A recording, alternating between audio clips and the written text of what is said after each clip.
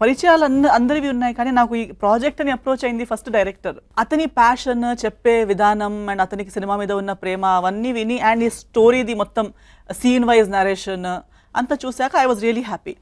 Then when I said okay who are the other people, ఎవరెవరు involve ఉన్నారనేసరికి ఆయన పేరు చెప్పాడు, I already know him, he also loves cinema.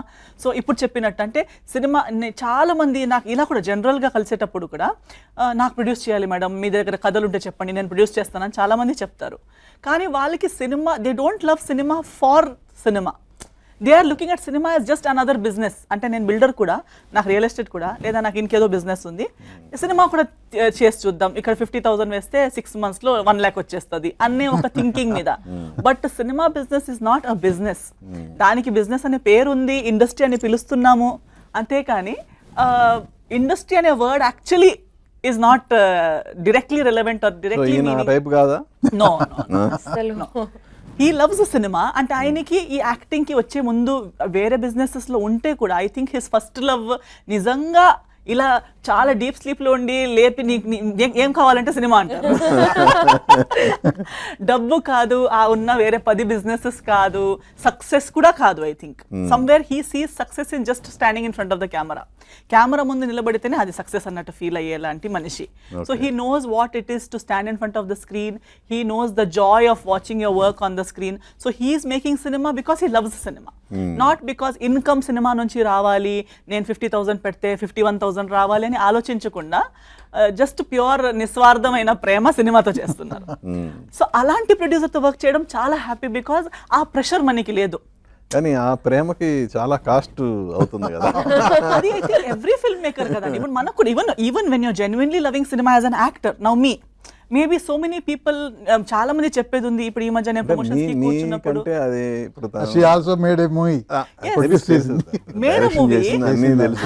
No, and also as an actor I think when I love cinema ఉంది కదా. ఇప్పుడు చూడండి even అంటే నేను ఎవరితో దాచుకునేది ఏం లేదు కాబట్టి నేను చెప్తున్నా. ఇప్పుడు ఇంతకి ముందు కూడా వేరే ఇంటర్వ్యూస్ కూడా అడిగేటప్పుడు మీకు ఇంకా రైట్ సినిమా పడలేదు, మీరు ఇంకో ఎంతో పెద్ద హీరోయిన్ అవ్వాల్సింది, అది అవ్వాలి. నేను కూడా కమర్షియల్గా నా జర్నీ, లేదా నేను వచ్చానా సినిమాలు చేశానా డబ్బులు సంపాదించాను వెళ్ళిపోయాను అన్నట్టుంటే it is not pure love towards my craft. Then I only looking at it as my profit loss ఒక ఆప్షన్ లాగా. సరే నేను ఒక ఐటీ జాబ్ చేస్తుంటే ఇంత సంపాదించుకేదా అని, డాక్టర్ అయితే ఇంత, యాక్టర్ అయితే ఇంత అని అంతే చేస్తుంటే నేను మేబీ ఇంతకన్నా నేను ఎక్కడో వేరే హయ్యర్ ప్లేస్లో if I only seen my profession as income zone. But because I also I'm someone who loves as an actor కూడా అదే నేను చెప్పపోయాను. అంటే not only as a producer I think when you love ప్రేమ, నిజమైన ప్రేమ లాసే.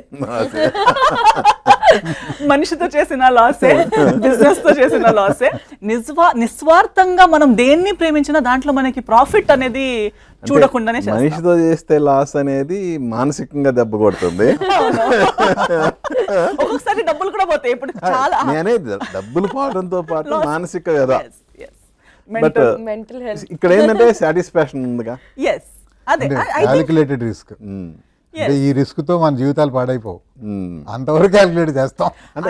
కొంతమందికి జీవితాలు తలకిందులు అవుతాయి. అది వద్దనే చెప్తాను. ఐ థింక్ దట్ ఈస్ మన విజ్డమ్ మీద బేస్డ్ అయి ఉంది అది. బికాస్ హీఈస్ వెరీ మచ్, అంటే ఆయన సినిమాని చాలా అబ్జర్వ్ చేసి దిగారు కాబట్టి చాలా మంది గుడ్డిగా ప్రేమిస్తారు, నిస్వార్థంగా ప్లస్ గుడ్డిగా.